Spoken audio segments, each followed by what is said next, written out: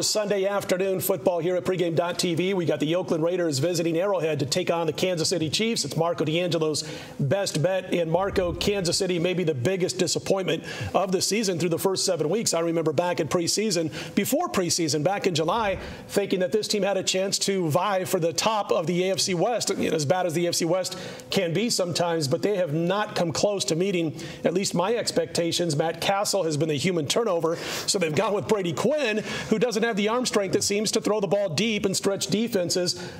0 touchdowns and 2 interceptions against the Buccaneers for Brady Quinn. Both of those quarterbacks can escape pass rushes, but that's about where the positives end for Castle and for, of course, Brady Quinn. Well, you say Kansas City's the biggest disappointment. They're also the biggest baffling team in the NFL. Here's a team that's 1-5 straight up.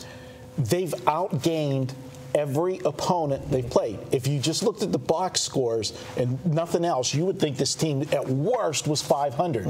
Yet they're 1-5. And when you've got 21 turnovers to only 6 takeaways, that's going to do you in. And that's it in a nutshell with Kansas City. But they got what the doctor may have ordered. Best thing for them, they've got a bye week. They're coming out of the bye week, 2 weeks to prepare. And that has been something that's been money this season.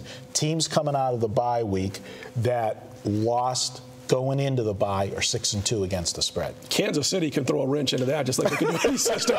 I'm not saying they will, but Tony, I'm looking at the Oakland Raiders. Carson Palmer, he's never been the same since that playoff injury he suffered a few years ago when he was playing for the Bengals, but he's the best quarterback the Oakland Raiders have had behind center in many, many years. The one thing that kind of bothers me about the way they're being coached, though, Greg Knapp is the offensive coordinator for the Oakland Raiders, and McFadden, when he runs the football, get him to that line of scrimmage and have him bust between the tackles as fast as possible. He's running parallel back and forth on these weird running plays that are being called by Greg Knapp, the offensive coordinator. Yeah, these new coaches, they like to put their signature on the teams. And talking about coming off a bye week, I wonder what Brady Quinn's like coming off a bye week.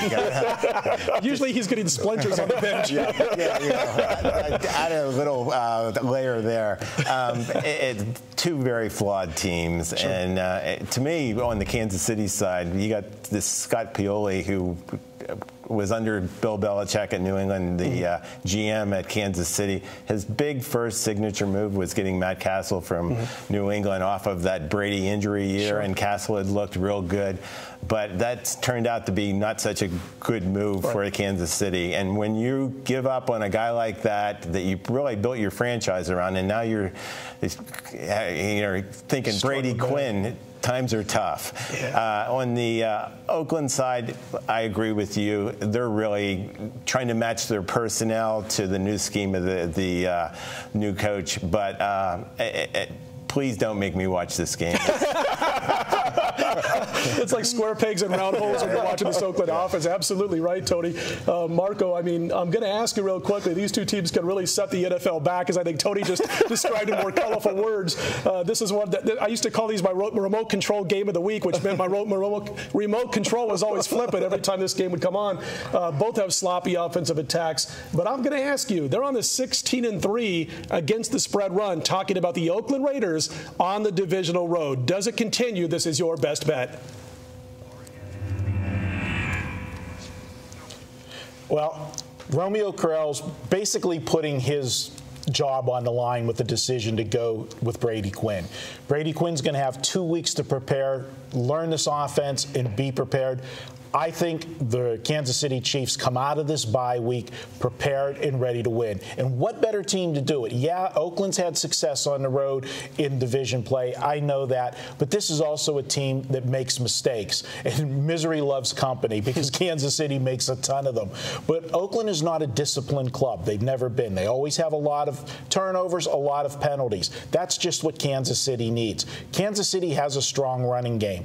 I look for them to get that running game going early, and it's going to open up the passing game. The Raiders secondary can be beat. They've been torched by a lot of teams this season.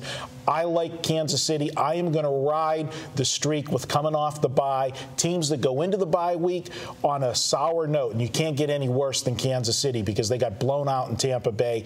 They use that week. They focus. They want to get back on the winning track. It's like a second chance when you come out of the bye week. We're going to take Kansas City. We're 7-2 with these video best bets. We lost last week on the last second, 4th and 9. You want to talk about your Seattle loss or the San Francisco game, but Tennessee 4th and 9 with under a minute to play converts for the touchdown. So that kept our winning streak, broke it up. We're going to get back on track. Take Kansas City 23-13. That's my video best bet for the week. You know, I had an old friend of mine who was a bettor. He's kind of a retired bettor now, but was kind of my mentor in this whole game.